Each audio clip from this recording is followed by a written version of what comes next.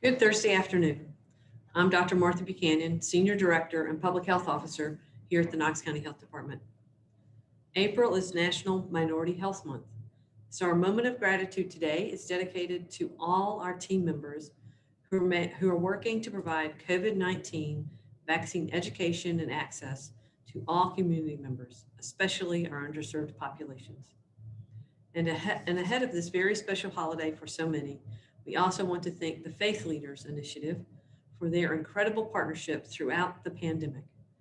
They continue to provide not only comfort and support to our community during these challenging times, but also important health and safety information. Their partnership is critical, and we remain grateful for their efforts. We'll now bring you up to date on our vaccine information. We'll now bring up our vaccine information page. Today is another momentous day for the pandemic response. I'm pleased to report that there have been more than 204,000 vaccines administered in Knox County, or to Knox County residents. This significant accomplishment is due to the continuing partnership between the health department, hospitals, and medical providers across our community.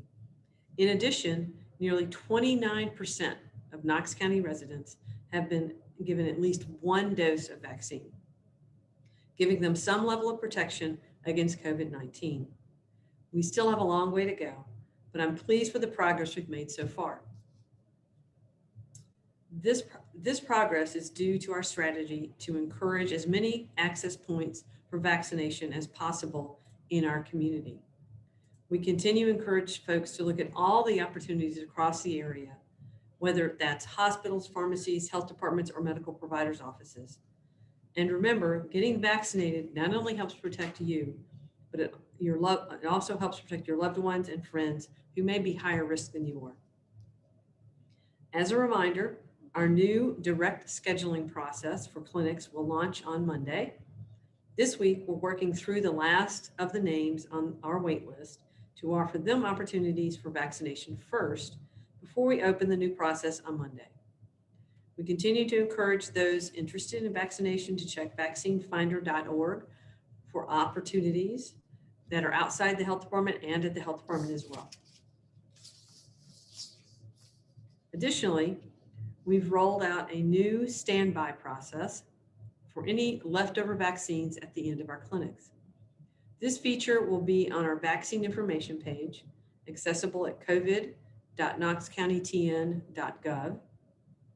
Folks will need to sign up each day they are available, and will need to commit to being at a central Knox County location at the end of the day, which for us is like 3:30, 4 o'clock into the day. That's when we finish up our vaccine clinics. Within 30 minutes of being notified, and to answer your phones or read your text so that you know about it. We'll now move on to the local COVID-19 situation. We have 35 confirmed cases since yesterday's report. We have 979 active cases. 34 Knox County residents are currently hospitalized, and very sadly, we have 5 additional deaths to report today, raising our total to 614. Now we'll review the weekly benchmarks. I skipped a paragraph. Ahead of this holiday weekend, I urge everyone to continue to follow the 5 core actions, and please get vaccinated when you can. Whether we realize it or not, our actions have a very real impact on our community. Now I'll move on to the weekly benchmarks. As a reminder, all of this data is available on our website at covid.knoxcountytn.gov. Now, the first benchmark, sustained reduction or stability in new cases for 14 days. For the past several weeks, this benchmark has been green due to the lower volume of new COVID-19 cases across our community. However, in the past 14 days, there were 7 red flags. 4 of these were on consecutive days. This is an indication that average case counts are increasing. Because of this, we've downgraded this benchmark to yellow. Our second benchmark, community-wide sustained or increased diagnostic testing with consistent or decreased test result reporting turnaround time. Regarding lab turnaround time, this figure remains less than 2 days on average. For the volume of tests, we saw a slight increase from the previous week, but we continue to keep a close eye on this metric. Because of these factors, we continue to report this benchmark as yellow. Our third benchmark, sustained or increased public health capability. During the past week, more than 27,000 vaccinations have been administered.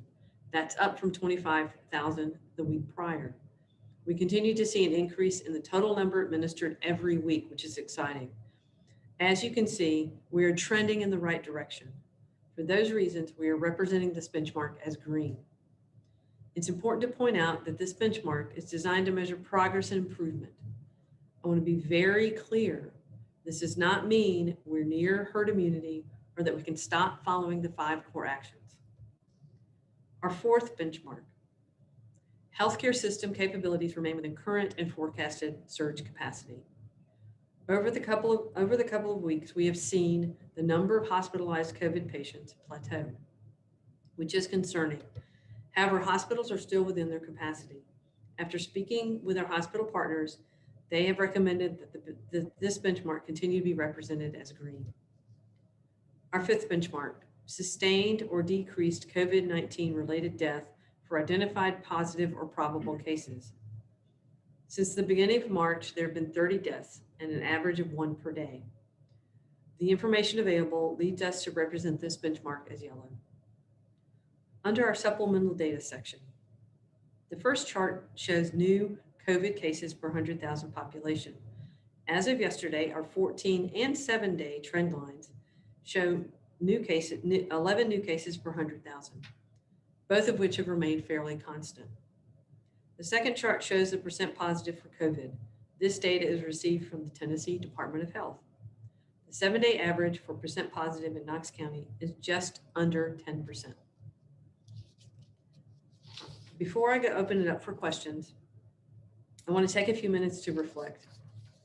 As I've said before, over the years, when we've planned for pandemics and large-scale responses to infectious diseases, I never anticipated the rhetoric and politicization to be as considerable and, quite honestly, as dangerous as it has been over the past year. So many decisions, opinions, and frustrations have been born from misinformation. Though we are certainly not perfect, we've tried our best to clarify so much of this inaccurate information. But at times it seems that there's just too much of it from too many different, powerful, and loud voices for the facts to stand a chance.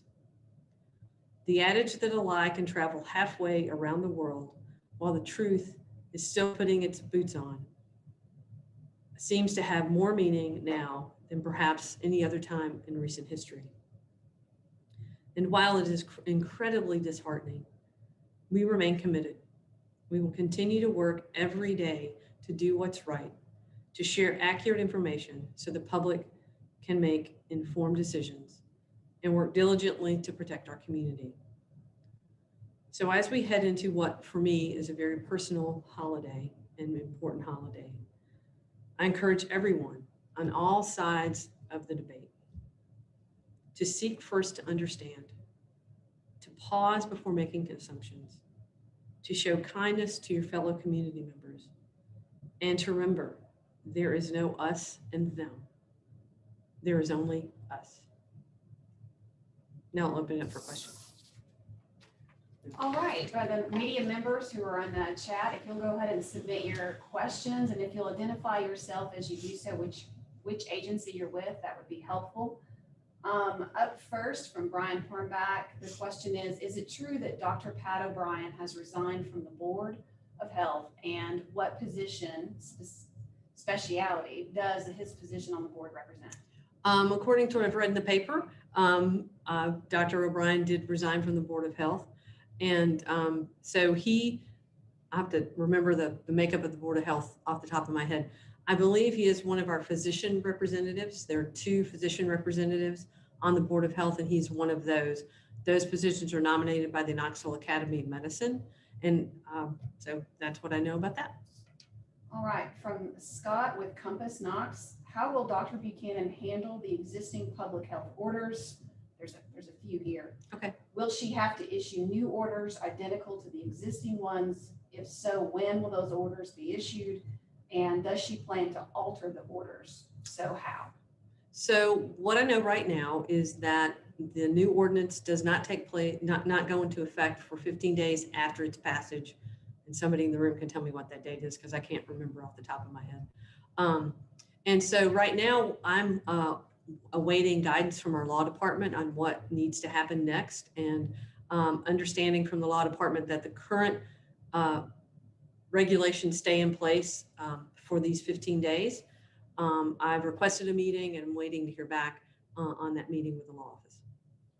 All right, second question from Scott with Compass. Has Dr. Buchanan spoken with Mayor Jacobs? And if so, what can she tell us about the conversations? I haven't spoken directly to Mayor Jacobs. I've spoken to folks in his office, Dwight Van Vink, Chris Caldwell. And we talked about the fact that we really need to get together with the law office to clarify really what's next and what the guidelines are regarding the board, regarding my position as it relates to the legal limits and legal authorities. Allie with Knox News. Is Knox County still getting the expected increase in vaccines next week? And how many doses do you expect to get, and of what brands? So we really don't determine the brands. That's determined by the state and actually by the distributors and the federal government and lots of other people outside Knox County.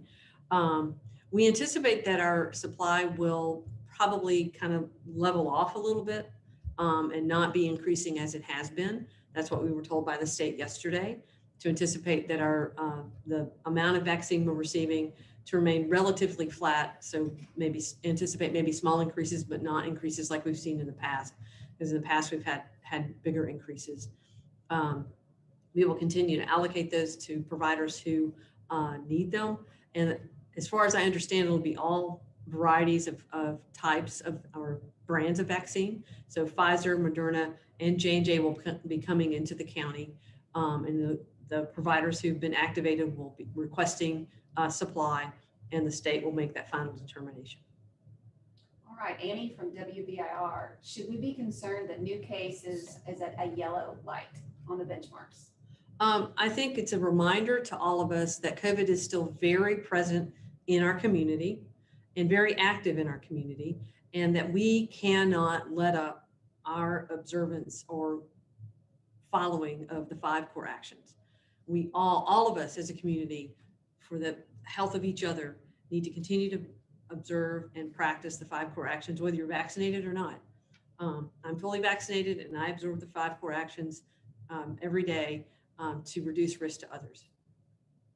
All right, Allie with Knox News. Have you gotten any recommendations to improve the health department's internal processes from the Pew investigation? It's going to be a couple of weeks or so before that is finalized. So we'll wait till we get that final report. So I don't have anything yet. It does. Okay. Sorry. Pew is one thing, but we are an organization that practices continuous quality improvement. And the moment we knew that an error had occurred, we began evaluating our processes and making corrections. And we've put new things in place. We've talked about some of those, increasing the number of people who are involved in receiving vaccine. And we have a system to help track vaccine better. The sheer volume of vaccine that we're receiving is much higher than normal. So those are things that are very important. So we're doing all of those things, and we'll continue to constantly look at that process to make sure we don't need to tweak it more to make it more, put some more safeguards in place. Austin with WATE. Is the former waitlist technology being rolled over to the new form of signing up? If not, was that money well spent? To answer your first question, the short answer is no. We believe that money was well spent. It helped us create a wait list, which helped people be able to get on there, and we've been able to work through that list and give those people appointments. But what we're excited about with the new system is that you won't be just getting on a wait list. When you go on there, you'll be able to get an appointment. If you can't get an appointment with us, then you go to vaccinefinder.org, could probably get an appointment with somebody else. Annie from WBIR, why is KCHD moving to an appointment-based system? Can you walk us through how it works? You go online and you click on it and you look, and it brings up possible appointments, and you sign up for one of those appointments. It's pretty that simple. You look at your calendar, you look at what's available, and you sign up for one of those time slots. We break it out into time slots. You won't get like a 10-15 appointment. You break it down into time slots. So we allow so many appointments per 15-minute time slot, and I don't remember what that is. And if you can't go online to do it, you can call 215-5555 and they can help you make an appointment as well. It helps increase access. The wait list was really honestly a management challenge for the community and for us.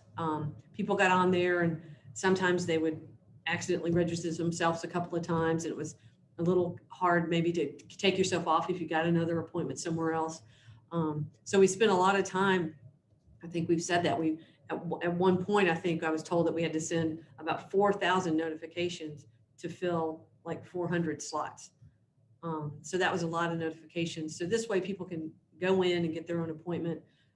It's what our partners across the community are doing, and people across the state are doing. Again, moving away from that wait list. And now that it's open for everyone, everyone's eligible to get a vaccine. We want people to get an appointment that's convenient for them. All right, a few more from Annie with WBIR. How many volunteers do you all use per vaccine clinic? And are those spots being filled, and how do you sign up? Okay, how you sign up is to go to volunteer. Hi, this is Charity in the background. Yeah. It's our Medical Reserve Corps volunteer registration link, and we can get that to you guys because I don't know the actual exact web address. I don't want to give it wrong. Yeah. It's how you sign up. Sure, thanks. So we can also look at from our staffing team what the average number of volunteers we use per clinic. It varies, obviously, because people aren't always available. So we can get back to you on that average number because I'm just not sure what it is, and I don't want to give you inaccurate information. You know, those slots are being filled. We still need more people to sign up. We've actually seen a little bit of a drop off in availability. So we still need people to sign up, and we need everybody from people who can hold the door open and welcome people to people who can give a vaccination or respond to something that happens. So we need people who can help citizens fill out their paperwork and help them make their way through the clinic, screen for symptoms, people who can give vaccine, and lots of different things in between. So you don't have to be a medical professional to help out. You have to be somebody who's willing and wants to help our community. All righty. A couple more from Amy with WBIR. Should you laminate your vaccine card? If you want to. I've heard of people doing that. I think you need to consider the fact that you might need to be using it for things going forward. You might need to be using it for activities or access going forward. So if you want it to last, you might want to laminate it. So that's something you can consider doing personally. And it's the marathon question.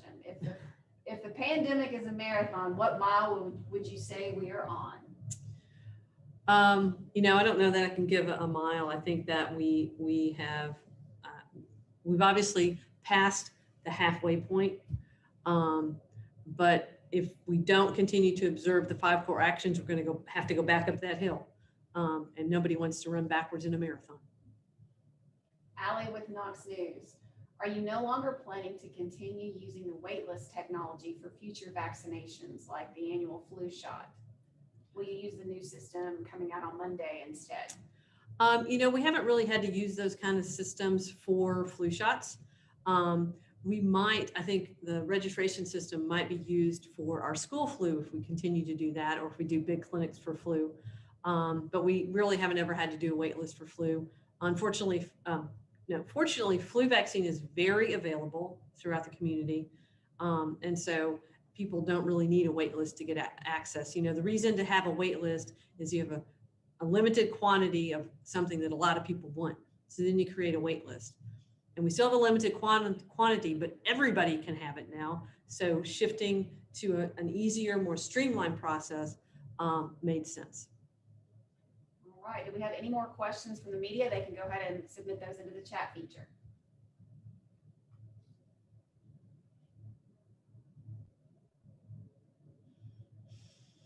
All right, seeing none, we will talk to you next week. Thanks everyone, and have a safe and healthy holiday weekend.